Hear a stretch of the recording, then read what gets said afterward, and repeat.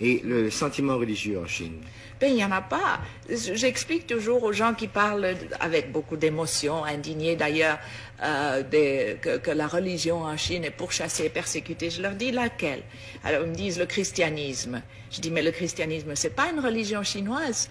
Le christianisme, le Christ, Jésus-Christ, cet homme si magnifique, si doux, si bon, a été envoyé en Chine dans une caisse d'opium. C'est comme ça qu'il nous est arrivé, avec le fusil d'un côté et l'opium de l'autre. Comment voulez-vous qu'on l'aime? Comment voulez-vous qu'on comprenne le christianisme? La première chose que les missionnaires faisaient quand ils étaient un peu casés, c'était durant les temps de famine et d'inondation, quand les pauvres paysans n'en pouvaient plus, de les convertir en leur donnant un bol de riz. Vous mangez, on vous baptise. Si vous ne voulez pas être baptisé, vous ne mangez pas. C'est ce qu'on appelait les chrétiens du riz. Comment voulez-vous qu'on aime ça? Et puis alors, ils achetaient à tour de bras des villages.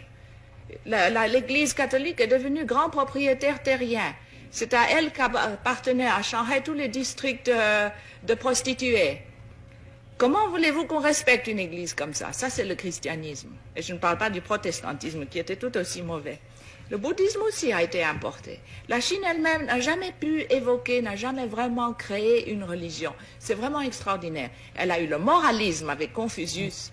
Elle a eu le taoïsme, qui est une chose très vague. Mais ce sont deux philosophies qui font du comportement moral humain la fin en elle-même.